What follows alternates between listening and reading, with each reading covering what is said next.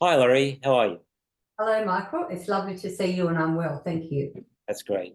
We've come together to talk about the CBCA books. Yes, Lorri, I know you've been very busy with reading a lot of the shortlisted books and probably some other ones as well. So this is a good opportunity for all of us to get some insights into the good things that are coming through in the world of reading for kids especially. And yes, let's get onto it pretty soon. I But know, I let's know. start with acknowledgement though of country. Yeah. I'll be happy to do that, Michael. Okay. Thanks, Lorri. Acknowledge the traditional custodians of this beautiful land where we're meeting today. I'm in Wanneroo country in Maitland, the Hunter Valley. Where are you located today, Michael? I'm in Eora country, the land of the Gadigal people. Thank you. And today we're coming together to talk about the Children's Book Council of Australia shortlisted texts. And this is the third year in a row we've done it, really. I don't know if you realise that. Yeah, And a lot of the books that we find for our units in our work, we get from the CBCA book list, don't we? we do. That's right. So we enjoy. This is a bit of an institution, the CBCA, Lorri. Can you tell us when did it first start? I think we looked it up yesterday and we found that 1948, the Children's Book Council of Australia wanted to start promoting Yeah, Australian books because there weren't many at the time. But they didn't. 1945, actually. Oh, was it? I can't Yeah, remember. I'm glad you remembered the right date. And they didn't give awards till the following year, they said, didn't that's they? right. Exactly. Yeah. Which is good. And we don't Yeah. always agree with the books, but Yes, we always have lively discussions about them, don't we? we do. And just again, of the interest of people listening to the podcast, who actually judges this competition? Well, there are a lot of retired teachers, and we know the general manager of the CBCA because she was with us in primary English teachers, Okay. and yeah, people with an interest in children and with an interest in books, and they give up their time. It's probably a voluntary position. Mhm. And why are they important, do you think, Lorri? Well, I think they're important because we see the new books on the market. Someone's already culled them, the first level of cull. So we come in and we haven't got thousands of books. We've just got a pile. Initially, we had 90 something in the notables in February. And I was finding that pretty hard, Michael, even to locate them. And then shortlisted books list came out in March. I got onto my library and they really haven't got many of them yet either. So I ended up buying them, which I'm pleased I did because we use them in our work. Mm, fantastic. And, teachers are so time poor, and we understand the reasons why that is the case. Um, how can they possibly keep up to date with the latest things that are being published and, made available through institutions like CBCA? It's a really important thing, isn't it? Yeah, that's right. You and I come in at the next level and we show teachers how to use them in their practice when they're trying to implement the new curriculum in English. Yeah. Yeah, that's Okay. a step, isn't it? Exactly, yeah. And I think this information that teachers will get from this podcast will be really valuable, particularly those teachers that are looking out for new literature they can put into their programs. A lot of schools say to me, I've got some money to buy some great books. We just want to know what works and, what's a quality text. Sure. Yeah, Got that role, hasn't it? exactly. Yeah. So would you Okay. see what I've done with this Yeah, CVC? Yeah. So it's on my website. And sure. So this is your early reading and music website, Lorri.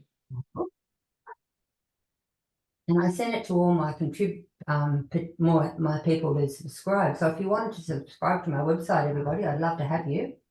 And then you'll get my blogs as I finish them about the links between early reading and music. And the CBCA list will be on our blog too, Michael, won't it? Because I have sent it, and we'll do that soon for our Yeah. followers on our website. I started with the CBCA notables, as I mentioned to you, too many, and all of a sudden this list came out and I thought, well, I'll leave them there because a lot of these books are fantastic, but they just didn't make the cut with these particular judges, Mhm. in my view. So they're there for teachers if they want more books that have currently flooded the market. And here is the critique of the CBCA books ready for our session or our chat today. Okay. Fantastic. Well, let's start with the first category, which is early childhood. So what age group are we talking about here, Lorri? 0 to 6, and you can see that I've got it written on the website for you. And Okay, so from a teacher's perspective, we're talking about the first couple of years of school. yeah, like the early stage 1 students. But some of these books could be stage 1 as well, I feel, and I've stated that in the teacher's notes that I've written. Mm-hmm. They can be fiction, drama, or poetry, but I didn't see any of that here, except the rhyme and rhythm when we had rhyming couplets in early reading picture books, a couple of Mm-hmm. pictures like that, of course, Yeah, yeah. but they're mainly text narratives mainly. Mm-hmm. This one is beautiful. It's about two friends, Bear and Duck. And Bear's a bit cumbersome and he gets into trouble and he breaks things. I had a child like that when he was a teenager, accidentally knocking things over, always finding things difficult. And his friend Duck just helps him, just there all the time to get him out of mischief and out of trouble.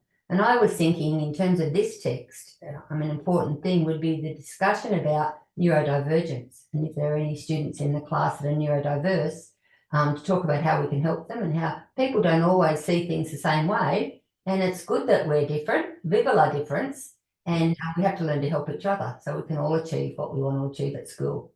Mm-hmm. I thought this book is well suited to that. I've got a lot of English points here for people. Mm-hmm. And I love the language in the text. For example, at the end, when Bear and Duck were dancing together, Duck invited Bear to, now you do this, Michael, close your eyes and feel the music. And the next thing is, and when he does, Bear feels his bottom wriggle and his shoulders jiggle, and it felt magnificent. It's a beautiful text. Yeah, And I very tried, tactile. yeah, I tried to rate these texts out of 10 in a Likert scale because of my research background. Mm-hmm. I used the criteria from the CBCA that's at the top of each of the categories, and a feeling as a teacher of young children. Yeah. Now, Laurie, we've got some form here, you and I, haven't we, in terms of picking previous winners from other years. And I remember the year before last, the book that you chose that won, I think it was an Eva Pownell. I hated it, but you chose it, and I chose another section that was correct. Yeah. Which kind of shows that reading's very subjective, and it's actually the important thing is the discussion. It's not, who's right or wrong about these things. It's all a question of, having a really good discussion about it. But the more you read, the more you know that you have got favourite types of genres. Like I'm really into the fantasy genre with the adolescent texts. Like that. That's exciting. Yeah, other worlds and other lands and time within time and shape shifting. That genre I love. Mm. Started with Emily Rodder and the Glim when we worked on that book a couple of years ago. Yeah. And So that this was, early childhood category, the illustrations are a really important part of this sort of category, aren't they? they are. And this next one, it might be similar when you look at it, Michael. What does it remind you of? Well, I'm thinking Dr. Seuss. I was too when I first saw that because of the fish, the little girl Yeah. talking. So the first half of this book is all about questions about, and I thought sentence writing, especially in early stage 1 and stage 1, with children making up their own questions, and also the accompanying punctuation is important. Quality text to teach those things. But the second half of the book invites readers to identify all the things that animals and text can do, analogous to themselves. The composer's really asking, what are you good at and what can you do? And that's a great discussion to have with your class. Invite the readers to identify the things that they like to do and the things that they're good at so they can feel personal pride. I've added some music songs and I've talked about the English concepts and I've italicized them so people can see that at a glance. That are great to teach using these texts. So that might be useful as well for teachers. Okay, that is great. So this is the next one in that category, Michael. Grace and Mr. Milligan. And the theme's about friendship, their next door neighbours. And Grace is a little girl and Mr. Milligan's her next door neighbour. And Mr. Milligan has a pet goat that they both love and take on trips to the beach every day because they live near the ocean. But the goat dies, and it's about dealing with grief with young children. And done in a very sensitive and positive way, I think, in this text. That's good. All about life cycles. It's important. And it gets us talking about our feelings in class, which is important as well. And descriptive language in this text is definitely an identified strength. For example, whooshing waves. They're alliterative, but also they sing to you, don't they? Yes. Walking seagulls, Mhm. which is good. So I gave this text 2, 4, 6, 8 stars. Mhm. And this is important, and I know we say this a lot, and I think this is in our paper that we wrote in 2019 together. Mhm. Books are great entrees into difficult conversations in class, and this book provides an opening to talk about grief and related feelings with young children. Mhm. How important is that? Yeah, really important. I agree. Oh, my favourite, Bob Graham. Yes, I know it's your favourite. And why do you like Bob Graham so much, Michael? Look, I think he's such a humanist. He's so big about um, diversity in communities, amongst individuals. And he kind of, in a very quiet way, challenges assumptions and prejudices that people perhaps bring to their reading. And I think that's a good thing for all kids to be exposed to. Certainly. And I tried to encapsulate that in the first few sentences of my review, my critique here. This Mm. is in Graham's inimitable style, which focuses on ordinary events, animals, cultural diversity, and the timelessness of childhood, all the things that you just said, with accompanying clear, colourful, and simple illustrations using mainly watercolour and black ink lines. And we've seen these a lot, haven't we? Yeah. The last couple of ones that he's put up for the CBCA awards. Mm-hmm. And there was something about positioning the reader. Would you like to elaborate on that with Graham's books? And I'll try and find that one while you do. It is a bit of a hallmark of his style, actually, that he presents events from different points of view within the text. And I know point of view is not one of the concepts that we do in the early years, but it's a beautiful, soft introduction to a concept that will become important in the later years. So that's a great example, Lorri, you're holding up there. We can That's see. out of the concrete garden. And I'll just tell you a little bit about it. The kids Mm, have been locked up in COVID, probably in one of those big concrete blocks like we can see on it's my left-hand side, probably your right. mm, They've been locked up for quite a while and they finally get out, and one of the intuitive parents give them a box of chalks and they draw a garden in their concrete quadrangle that they're all proud of. And all the parents you can see all the parents have got masks on, none of the kids have, because remember when COVID started, kids didn't seem to get it as easily as adults. mm. But the beautiful thing about this book, Michael, is that one of the mothers up in the buildings took a photo of the concrete garden that the kids had drawn on the basketball court, and she sent it to her mother. Let's have a listen. I'll just find the page. She sent the photo to her mother, who pinged the photo to her relatives in another country, who pinged the photo all around the world. And it says, with a tear in her eye, Nazrin's mother then sent it on to everyone she knew. The picture crossed deserts and mountains and oceans and cities. How contemporary is that? Mm. This is what happens now. It bounced across the world, returning to fill the screens in all the dark rooms over the concrete garden. Mm. Do you want to say anything about the bird on this page? Well, that bird's eye view is just perfect Bob Graham. Uh, Certainly. and it reminds me of Silver Buttons, of course, which presents that moment in time from so many different points of view. That's right. Yeah. Yeah. It's a beautiful book, Michael. I think I scored that highly. Mhm. And I said it's a narrative set in the time of COVID in a massive inner city housing tower, as we've just talked about. Some beautiful vocabulary in the text. Paradise, alien, smudged, bonded, exotic, and caterpillar. Mhm. Early stage 1 and stage 1 would have a lot of fun using those words in their own writing. Mhm. And the theme of the text is the resilience of the human spirit, I believe. Mhm. Wonderful, rich class discussions about how class members coped at home during COVID, what they did to keep themselves happy and engaged, and helping them to make sense of that difficult time in our shared and recent history. Mhm. I've got 2, 4, 6, 8, 9.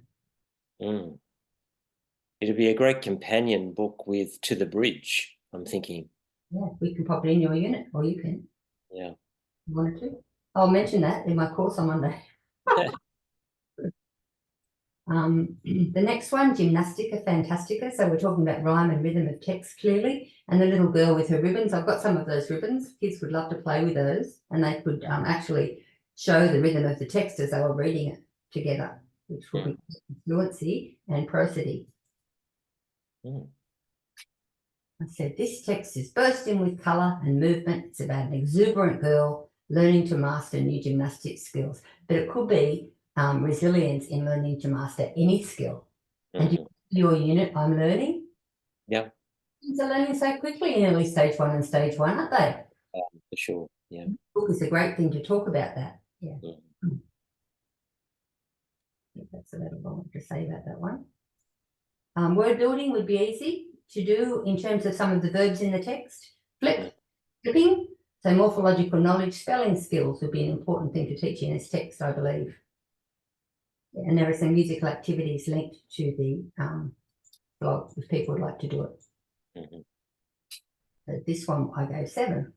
Not because I didn't think it was great, I did. It's just some of the other ones I thought were greater. So this, do you want to say anything about the cover before I started on this one? No. No. Well, as a pardon? Nothing special jumps to mind. Well, this is a favourite, based on a favourite text. So it's an innovation on a text. And the text is a lesson break chant that most kindergartens do. 5 little ducks went out one day over the hill and far away. Mother duck said quack, quack, quack, quack, but only 4 little ducks came back. So this is an innovation on that text. But the kids probably, more than likely, already know that 5 little ducks. And then they can learn to read and sing this song. 2 happy friends went out one day under the fence and through the hay. And the illustrations reinforce the text to such a high degree here. Mother duck said, bow, wow, wow, wow. And sheepdog tumbled after cow. Now you'll think, why did Mother Duck say bow, wow, wow? Why do you think, Michael? It's a test. Because she's communicating with the sheepdog? No, she forgot to say quack, quack. That's why she couldn't find her babies. Oh, okay. She's lost a quack. Yeah. She's gone quackers. That's a good joke, Michael. So this was the first section, and this is what I came up with. Okay. So concrete gardens way up there. I think so. Grace and Mr. Milligan is in the final section as well because it was a new illustrator on that text. Okay. But I did enjoy all of those books. Okay, that's great. Okay, now we've got Picture Book of the Year. So what's this one about? So We've looked at picture books, right? So this is a bit different, this one. Yes. This category highlights outstanding picture books in which the story, the theme, or the concept is unified through the illustrations. So the illustrations and the text have to work closely together in this text. Okay. And the first one is Bowerbird Blues. And I knew this book because I knew that it's already had a lot of natural aid on our market in Australia because it was selected for the National Simultaneous Storytime 2024. And if viewers,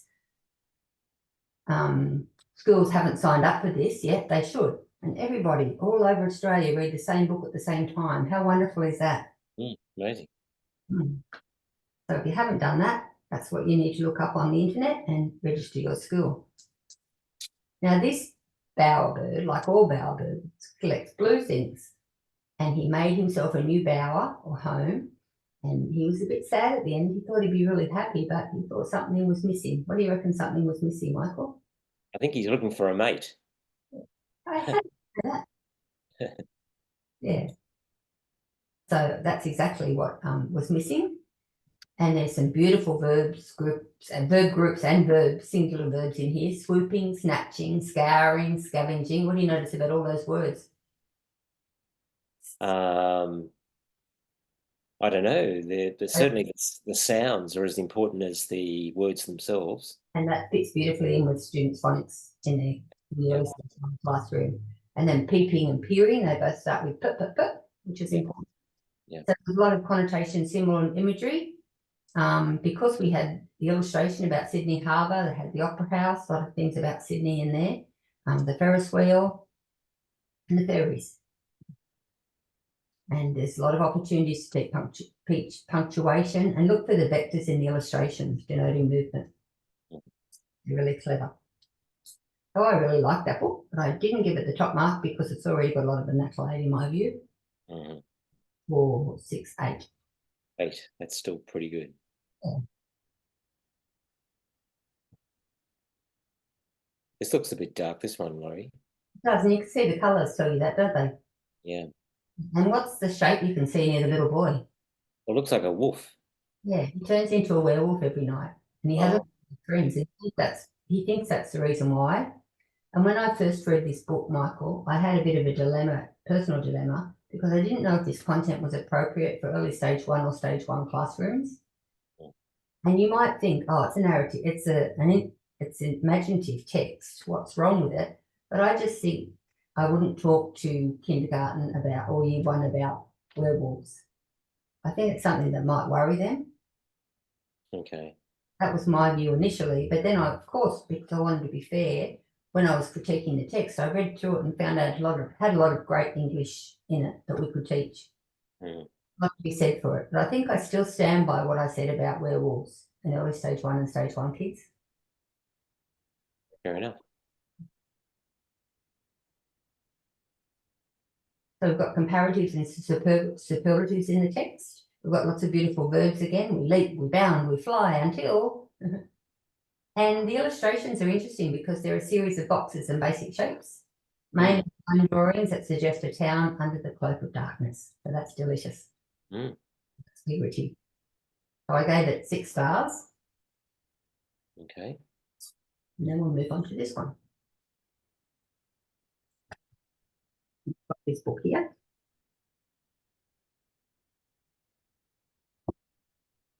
And it was written by Sophie Blackall, and she's a 2 times Caldecott medalist. So that means won the Caldecott medal twice.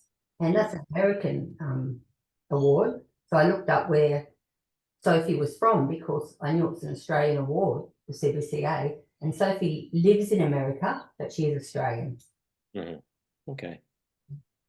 It's a lovely picture book, and it's written from the point of view of a third person. I said omniscient narrator. Is that correct, Michael? Yes, the all-seeing narrator. Yeah. We read between the lines and assume the I is the big brother in a family of 3 children. Why do I think that? Well, there's a few hints in the illustrations. And remember, this award is about the illustrations and the text working together. So or you can see the gumboots. How many pairs are there? I can see 3 pairs. They're all little kids' shoes. And then when you look at the table, the setting at the table, there are 3 settings. Yeah. So this horse represents a kid in the family, I believe. Okay. And that's what I felt as I was reading the book. But then at the end, we see this new character appear. So you can see we're talking about character. And I think that's the missing child. And I think that's their big brother who gets up to tricks. Oh, okay. I can see why he's a horse, because he carries the younger sibling. Yeah. And he looks pretty wild, doesn't he? Yeah. So I thought this would be good for point of view. And talking about who's telling the story, and is it really a horse? What do the students feel? And then the illustrations tell us about the context and the setting and the characters. And there's not much text in the whole book, really. Okay. And I know you and I show our age when we say this. Do you remember the talking horse, Mr. Ed, we used to watch every afternoon on the telly? Yes, I do. So for the musical activity, I put the karaoke theme song from Mr. Ed the Talking Horse. I thought it'd be great for kids to see that. And they've got some black and white footage of the show. Okay. About Mr. Ed talking to his owner through the window at where he lives. Yes, I thought that was pretty funny. Yeah. 4, 6, 7, because we want our books and our storytelling and our class reads to be as exciting as we can make them, don't we? For sure. Yeah. To engage kids in reading. Mm-hmm. The Paper Flower Girl was one of the ones I chose not to buy because I thought it was quite difficult to understand the story. I had trouble, so I thought kindergarten would have trouble. Year 1 might have trouble too. But it was very poetic. So this was a poetic text. Down there the plain, up there the hill. So this beautiful girl on the front cover is making paper flowers, and they were intricate and beautiful, the illustrations. And then the giant who lived up on the hill found out, and she made some for him, and he destroyed them, which was very sad. And I said the illustrations of the girl, the flowers, and the close-ups of the giant's face are detailed and intricate. Some very interesting vocabulary that you'd have to pre-teach to the students. Tiresome, wend. I haven't seen wend in a book for a long time. Unfurled. Students could easily compare the characters in this text, the bullying, foreboding manner of the giant, compared to the skillful, quietly content paper flower girl. Lots of wordplay in the text, which is important, so connotation, imagery, and symbol. And I felt the strength of this text lies in the beautiful illustrations. Okay. 2, 4, 6.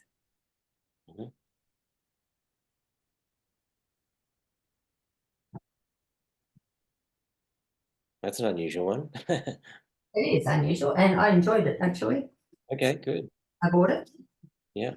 Bird has arms. That's a bit weird, but if it could represent something, I was thinking about children that are different for whatever reason.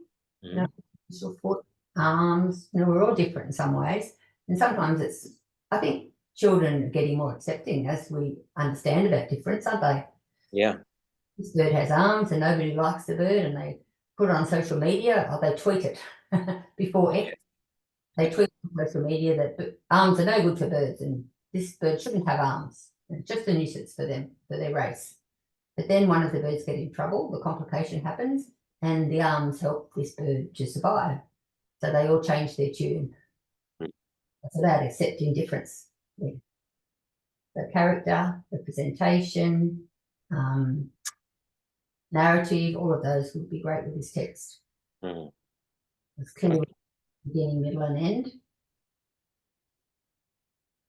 And I thought we find out about Roy because we look at what he says in the text, what he thinks in the text, and what he does in the story, and how he relates to other characters. Find out about character when we read, isn't it? Yeah. So that's real characterization, isn't it? Going beyond just character. Yeah. Well, we're here with the earlier grades for this text, aren't we? Yeah. 2, 4, 6, 7. Okay.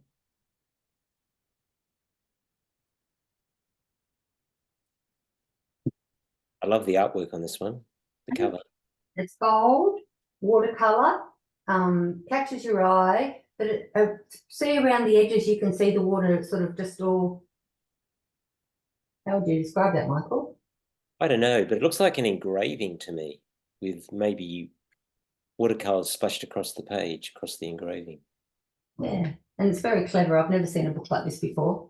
And in the end notes at the beginning, you can see I've written notes ready for a course, but I might put them over the signs. This is the main street of an old village, could be somewhere in England. And each of these signs are a pun. So let's have a look, Michael. I'll read them to you so you can have a good laugh about them. The locksmith shop is owned by Doris Shutt.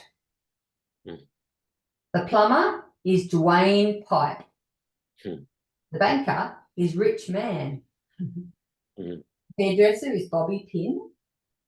And the mattress maker is Early Riser, which is really good. And that's Very clever. But I think the kids would really like playing with those words.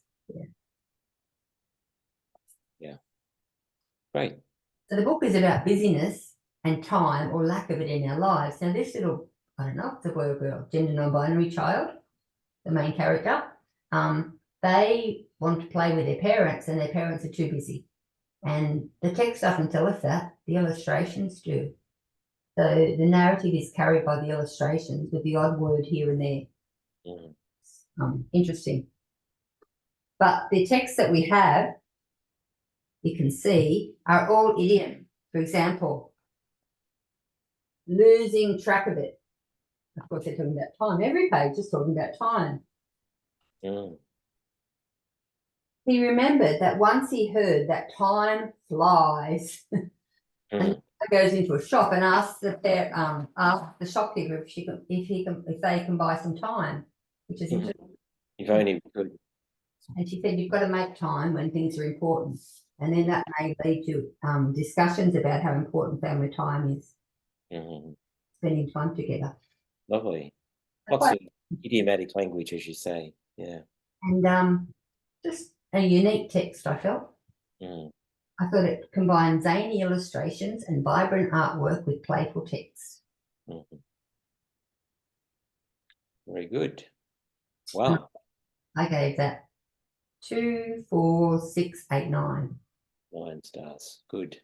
You don't go to 10 ever, Lorri, is that right? On stage, but I haven't been tempted to yet. And a couple of them you can see I give the same score.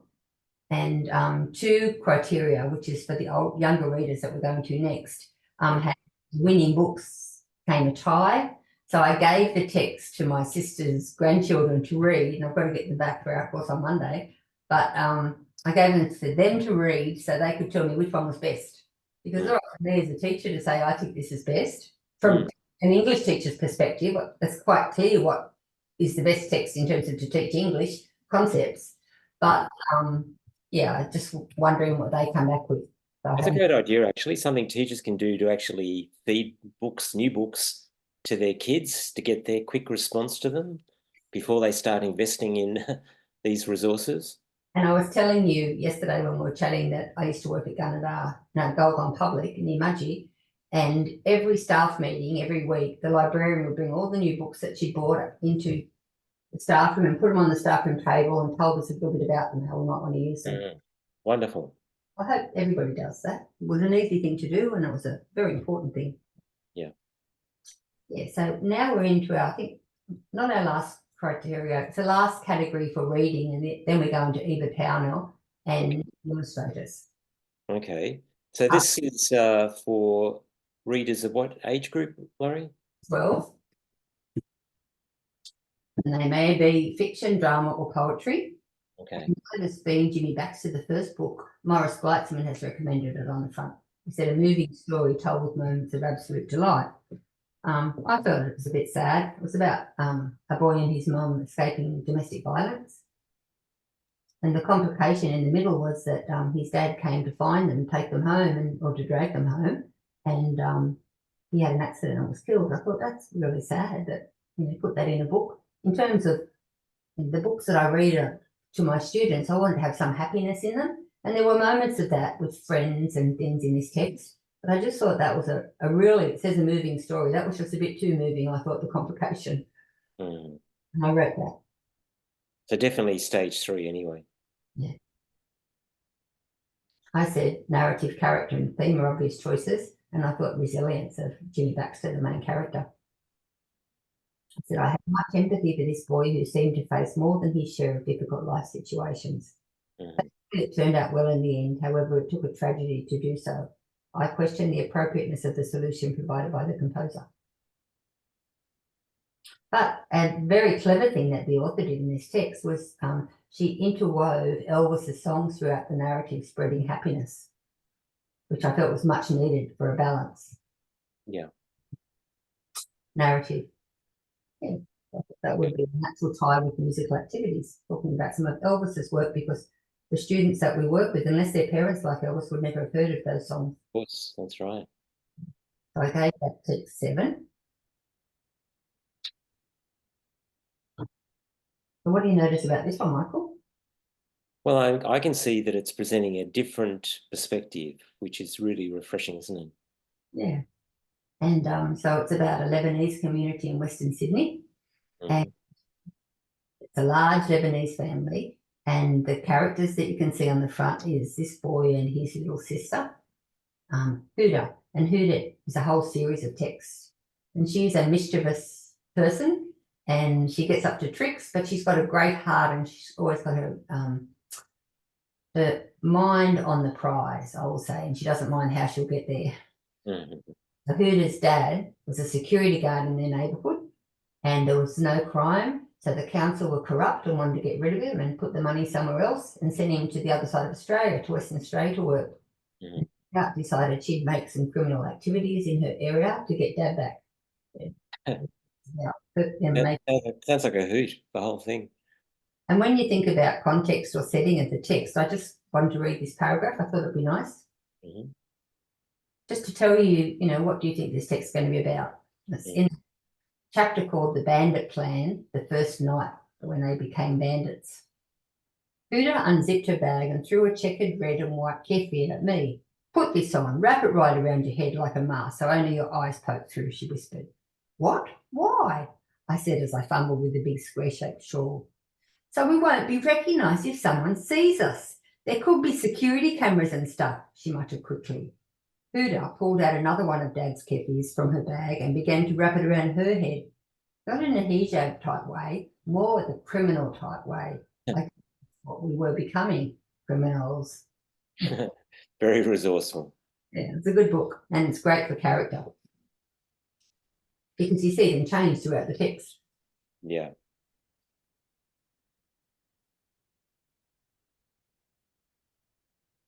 So this is the second book in that series about a Lebanese family growing up in Australia. Mm. And the first one was shortlisted last year. I remember reading it for this award. Okay. Great. And I gave that text 2, 4, 6, 8. Great. Okay. Now, this one, Michael, Mm-hmm. does it remind you of any series that we've seen and talked about in our work? I'm thinking about some series that have been written for popular appeal to younger kids. Maybe the Andy Griffiths books. Yeah. And this is very similar to that. Graphical novel, a lot of cartoons. It was the storyline was everywhere. There were all these plots popping off from the main plot, and I didn't know what was main, what was subsidiary, what it was going to come back to. So I found that confusing. But when I read this, it reminded me of a lot of kids that like to write in year 5 and 6. Mm. Jim McDonald, the author, says, I always had so much fun inventing stories, creating characters, planning plot twists, etc. And he certainly did. It was fun when I was at school and it's fun now. And obviously this series, number book 11 is this book. So it's going great guns. Lots of kids love it. Then character again. They have their own unique traits here. And these texts seem to be building a bit of a cult following with students identifying their favourite characters on the website. And that's great to hear the kids talk about what they think about the books. So quite popular. This text I thought was useful for teaching style. You've talked about similarities with some of the books that you mentioned, and I think that as well. All the text in this series are graphical novel. Connotation, imagery, and symbol indicates that words and images mean more than what they denote, extending beyond their everyday literal meaning. And then the size and the placement of the words and images on the page, speech bubbles, a range of fonts, capitalization, bolded text, punctuation, they all contribute to meaning in this text. So discussion about that. And then figurative languages on every page. Beagle grins like a hungry vulture. So unpacking that with kids is important. Yeah. And I gave it 2, 4, 6. And you might think I'm a meanie because kids love it so much, but I look at it through an English teacher's lens. Yeah. That's This next one looks very different. Yeah. This is interesting, Scartown. I have met Tristan Banks at the Writers' Festival in Newcastle probably 10 years ago, and I had my class in his session, and he was talking to the kids about possible storylines, what they're interested in. So that's where he gets his ideas from, children. So I think that's great. And he said he always used to go to Jindabyne for Christmas holidays because his grandmother lived there. So what do we know about Jindabyne, Michael? Have you been there? I know a little bit about it. Been there. I know the big lake there, for example. Yeah. And old Jindabyne was actually sunk, was flooded to make the Snowy Mountain scheme. This text, it's called Scartown. He based it on the story of Jindabyne. Okay. And the water level was going down because it was a drought, and the old town buildings were just gradually starting to appear. So that was fascinating for these pre-adolescent children. There were 3 of them good friends, And they went in and they found some bones, and then they found some corruption in the police force. And the main character in the text, I can't remember his name, his dad was killed when the old town was flooded. So he thought that he found his father's bones. So there are lots of links to the old town of Jindabyne when it was flooded in 1965 and moved to a higher location. But you can actually, I've actually linked it to the Australian Screen website with some footage of Jindabyne flooding. So the kids are set up for understanding what the text's about. They're being situated, which is a good idea. Mm. Will is the boy's name. Mm. So it's crime fiction for kids. And I found it, and I actually made up a word at the end. I found it to be thoroughly unputdownable. Fantastic. Well suited to crime fighters of the future and lovers of crime fiction. Great to see these kinds of fiction genres, books in primary school that are introducing kids to these genres. That's wonderful. Yeah, no, it was a good book. And then I thought, oh, well, that's going to win for sure. I had that gut feeling. And then I got to the next one and I thought, oh, I love this just as much. Scout and the Rescue Dogs. This started sad, but it wasn't sad. It was a very uplifting text. Scout is the girl who's the protagonist in the text. And she's a truckie. And when her mum died of cancer, her dad put her in boarding school and she didn't like it at all.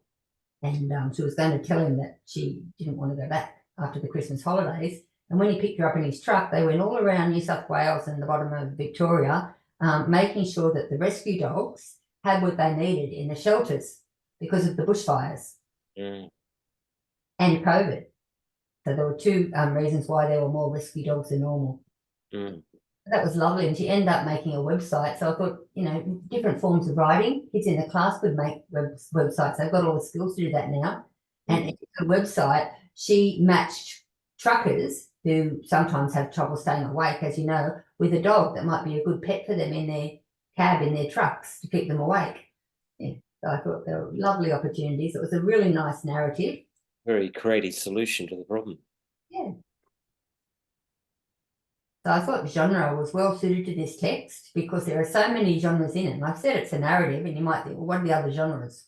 Well, Scout and the Dag share jokes incessantly. So jokes, you can look at jokes with your class. And then the text contains references to lots of whodunits. Might be shows on the telly that kids would be familiar with, or different stories that they know of, the whodunits, the crime fiction. And there's poetry in the text, emails, web pages. I thought this would be a lot of fun. CB radio speak. Australian folk songs and letters, and a myriad of text genres with which to familiarise students. Similes and metaphors and the evocative comparisons add new meaning to the text. For example, now this is a great noun group, Michael. It's like a sci-fi end of the world horror story. It's beautiful. Looks like a lot of fun. It was, that text. I'd recommend it highly, just as highly as Scartown, I would have to say. And probably in terms of teaching the English K-10 curriculum 2023, this is well suited to lots and lots of outcomes in that text. Okay. So I don't know which one will win out of those, even money in my view, but my sisters' grandchildren have the books at the moment. I'll be interested in their views when I pick the books up the weekend. So this one, The Sideways Orbit of Evie Hart, was recommended by Pip Harry, who you might remember got an award. I think it was last year she won, or the year before she won. Okay. So that was, has a big accolade. So Evie's learning about space at school, and her mum writes a horoscope column for a magazine, and she's put down because of that. But her mum knows a lot of science. She just happened to get a job writing horoscopes. So there's lots of science in the text. I thought in terms of character, we see the protagonist Evie change and develop as a result of events in her life beyond her control, and she has to accept these changes. Students in years 5 and 6 may identify with the changes that Evie and her family are experiencing. In the text, the family breaks down and she has to spend hours on the bus to go and visit her dad, her and her sister, I think, every weekend. That's changed her life drastically. Sounds like a great text for characterization then. I think so, yeah. So in terms of this is probably the criteria that you and I use the most in our work, Hmm. and they were the scores that I gave. You see Scartown and Scout, the rescue dogs, they got a tie. I couldn't say. I look forward to reading them, both of them. Good. Yeah, they're great books. And the next one is Eve Pownell Award, Michael. So these are non-fiction texts, is that right? Yes. But sometimes the criteria says documents factual material with consideration given to imaginative presentation. Okay. So it's true information, but it's presented imaginatively. Mhm. Love this book. And Jess Ratcliffe, she actually illustrated some of the other books that are on the CBCA shortlist. So she's a very popular person in Australia, and you can see why. Mm. I'll show you some of the beautiful illustrations. That's watercolour. Yeah. And then she's done a very clever thing. She's divided Australia into a series of colours, and she starts with a poem by Dorothy McKellar. So what textual concept would you think we could touch on there when we read the poem? Oh, intertextuality, I'd say. Text within text. Yeah, that's what I thought too, Michael. So she said it's an ode to Australia. Colour is all around us. And she starts with all the red and pink things around Uluru. Mm. But imagery, symbol and connotation just jumps off the page. And then she goes to all of the red things that you find at Uluru, the creatures, and gives information about them. And then she moves on to brown and orange, Honolulu National Park. And then she does the same thing in the next few pages. All the creatures and fauna and flora that you would find these colours around Uluru, she has those there Mhm. as well. Beautiful. It is lovely. And look, same as yellow. Mm. Certainly is an imaginative presentation, isn't it? Yeah. Got lots of facts about beautiful creatures. Yeah. Really lovely. And then symbols, it's about symbols of Australia. And that reminded me a bit about the book that we used last year or the year before about collage. Mm. And the symbol, image and connotation, we wrote a unit for early stage 1. Postcards of Australia, is that right? That's what it was called. Yeah. 2, 4, 6, 8, 9. Mm-hmm. We moved to this text, Country Town. And I purchased this because there were so many interesting historical anecdotes in the text. But straight away, you can see lexically dense, lots of information. Mm. And there's lots of reading there, which a lot of kids would like that. And goes from the first European settlement to different times in Australia. And there's an emphasis on Aboriginal Australia in the text.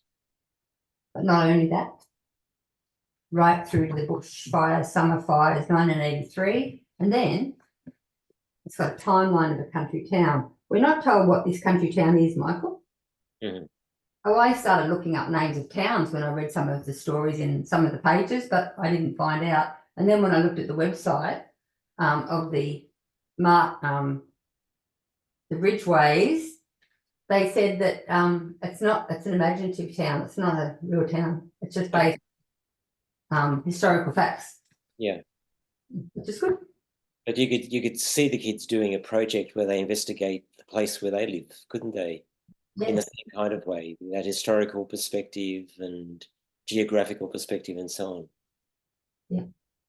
And I said the picture book for older readers tells the decade by decade history of a fictional Australian town, from the First Nations mob living by the river crossing in the 1820s through to the present day. Mm. So it's got shades of My Place by Nadia Wheatley. I thought so. There's a lot more information in it. Mm. A lot more. 2, 4, 6, 7. But then My Place, Nadia Wheatley, doesn't have very much text, but it tells a very powerful story, doesn't it? Yeah, yeah. With the illustrations. Yeah. So I gave that one 7. Mm-hmm. And then I came to this text, which I'm sure a lot of children would love because they love gross things, but I didn't love it at all. And as soon as I saw the dirty underpants on the front, that was enough for me, Michael. Mm-hmm. But I still tried to critique it the same way. And I said, this book wasn't for me, although I acknowledge lots of students enjoy reading about gross things. Now, I used to share an office with Michelle Wasson in Armidale, curriculum advisor, and she was a high school science teacher, and she'd often write science facts on the board in the staff room. And she told us about one day about all of the poo that was left on the surface of the Earth during the lunar landings. I couldn't believe that would happen. I couldn't believe that they would have done that. So spaceships weren't too heavy for takeoff to get back to Australia. Well, that's awful, isn't it? Yes. So the composer rates all the facts on a gross meter on a scale from 1 to 5, and readers are invited to do similar. And then readers are encouraged to do their own gross experiments. But the worst, grossest thing I thought in it was the report of astronauts leaving 100 bags of human waste following the 6 Apollo moon landings. Did you know that happened? I didn't know that. That's just horrible. The thought of it's horrible. I know. It absolutely disgusted me from an environmental perspective, and I'll place this at the top of the gross meter. The book contains interesting facts about space and chemistry, so it'll appeal to students that really love those things. I gave it 5 stars. I haven't been able to buy this book yet. It's on back order, so a lot of schools probably wouldn't be able to buy this one as well. But it's a beautiful text. Now, Franny Lessig is from Western Australia, and she wrote a poem that I used in my book. Yeah. Okay, that's nice. So the book begins with a story map picture timeline depicting an assemblage of significant events in Australia's history. It's an informative text targeting years 4, 5 and 6. It's a type of hybrid text because it integrates narrative and information. Now, the clever thing I think about this book, which could get it up, is because it has 4 levels of literacy. So the author, Mark Greenwood, was trying to differentiate the reading in the text for the readers. So the main text is written in lyrical prose, the second in a smaller font. It's an informational narrative containing historical facts. Third is a headline, which gives them the main idea of the text in a double-page spread. And finally, there's so much visual literacy in the detailed illustrations. So that's a very clever thing that he's done, I believe. So I thought context, as we need to consider life in Australia when these events occurred to understand the context of Australia when and where these events took place. Also, the publishers of this text have beautiful teacher's notes. So if teachers didn't want to write a unit for their this particular text, they didn't want to put that much work into it. There's nothing wrong with using the teacher's notes. They're great. Are these Aboriginal composers, Lorri? I think Mark Greenwood is. Okay. You should check that, Michael, because I'm not positive. Yeah. Brandon Lesser is not. Okay. She did the illustrations and they worked together on the text. I gave it 2, 4, 6, 8, 9 stars. Great. Very good. And then this one is about the story of termites. And I thought, oh, yeah, I'm not really turned on by termites. But the artwork was spectacular. And there are a lot of photo stories in the book. And you know what the photo stories were about? What? There's an Aboriginal custom from these Aboriginal groups in the text. And they actually get termite mounds and grind them down and make a paste with water and cover their new babies with this paste and leave it on overnight. And it helps keep them healthy and ward off spirits, hurt them. And as soon as I saw some of these photos of these beautiful chubby faces, I just thought, oh, this book is so beautiful, I have to buy it. Yeah. And I said it's an informative text about termites, yet the factual narratives about gorgeous little babies being covered with crushed termite mound mixed into a paste with water melts the heartstrings and burns into the memory because the photos are so endearing. I remember them clearly. So as soon as I see this book, that's what I'll think about. Cultural tradition is believed to strengthen the baby's body and soul. Beautiful teaching notes about bush medicine and about the importance of country. The termite stuff, well, you know, a lot of kids would like that if they like to look at insects. And then it links to a beautiful song that I loved in primary school, Tommy the Termite. So I put a link there for teachers. 2, 4, 6, 8. The artwork was spectacular in that text. This was an interesting one. This book, Thinks You're Deadly, by Corey Tutt, and he chose 76 prominent Aboriginal people and told the story of them, why they're important. So Tutt says, the people mentioned in these pages are some of the change makers who have impacted my life so far. It doesn't make any other claim, which is good. Mhm. The content is divided into categories: music, film, television, visual arts, literature, journalism, education, science, health and sport. So the largest categories are education and sport. So that might be, I don't know Corey Tutt's background, but that might be important to him for that reason.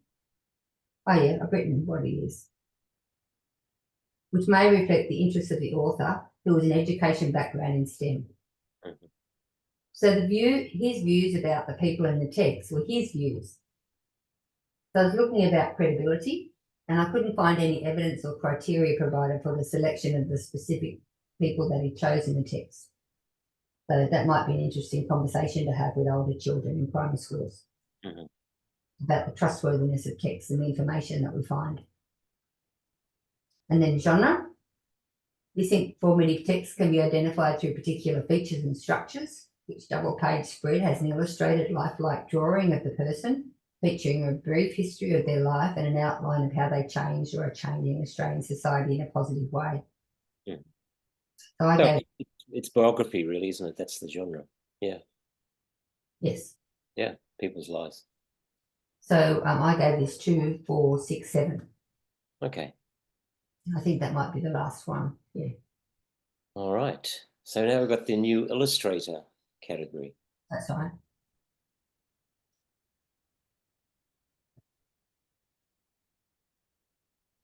So in this one, it's just about the illustrations. I did comment on the composers sometimes because you couldn't avoid it because they were so closely intertwined.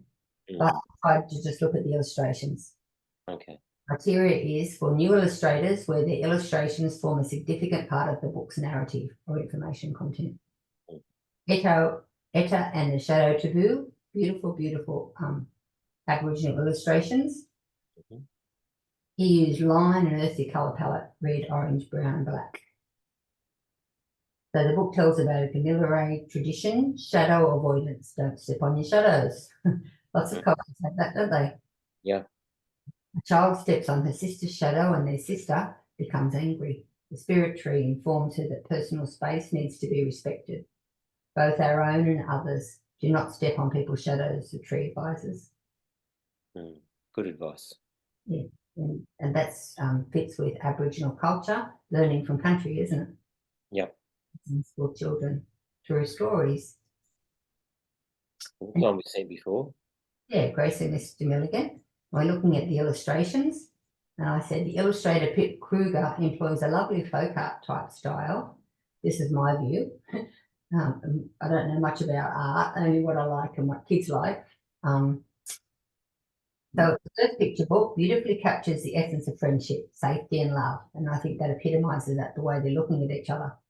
Mm. The clear and colourful illustrations are filled with happiness and sadness, joyfulness and action.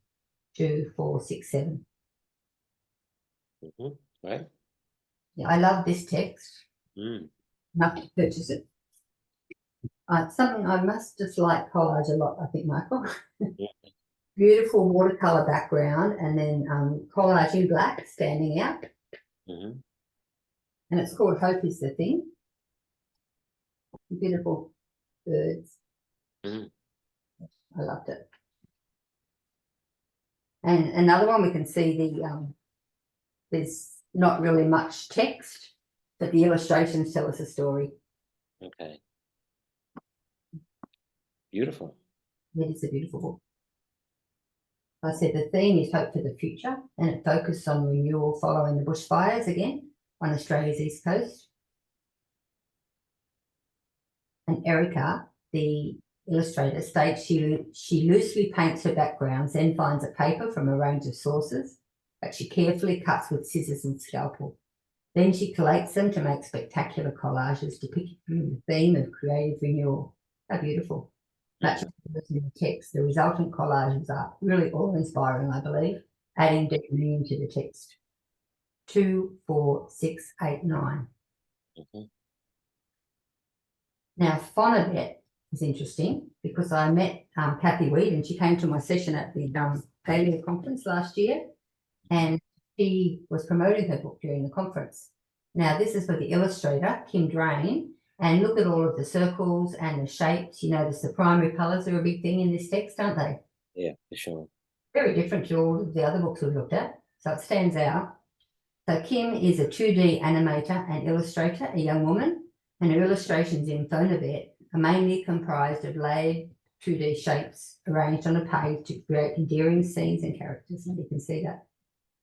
Fonabet is the main character of the text, and he's learning to read. It's all about phonics families. 2, 4, 6, I gave that one.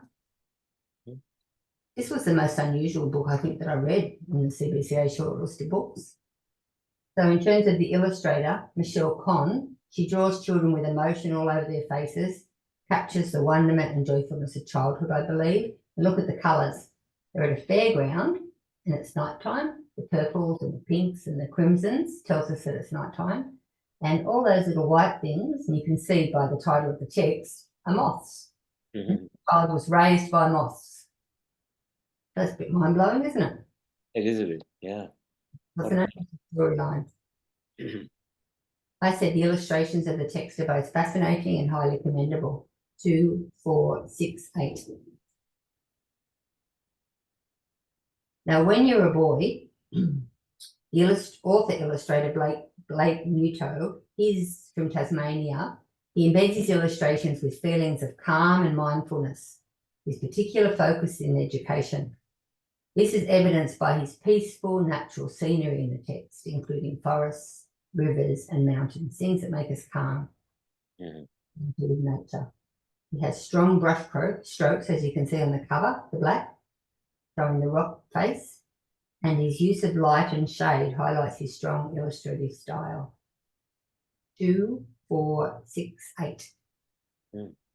Pretty beautiful illustrations, so different, all of them. Yeah. So this is the story here. Okay, so Hope is the Thing is up there, number 1. Yes. And then Raised by Moths and When You're a Boy, close behind. Yeah. I noticed, Lorri, on your early reading and music website, you've got a space for comments there from subscribers. I hope people will subscribe and then post comments so we can learn from each other and learn from each other. That's a great use of a blog, isn't it? Exactly. If people can share their own ideas about how we could use these texts in the classroom, that would be wonderful. That's right. So that is the CBCA critique for 2024, Michael. Thank you, Lorri. Thank you for sharing your reading with us. That's been wonderful. And the end of August is when we'll know who wins. So we'll see. Okay. I'm looking forward to hearing what you think when you have a look at it. Good luck with your picks. I hope they do well. Thank you. Bye-bye, Lorri. Bye. Good luck, teachers, and we hope it helps you. Thanks, Lorri.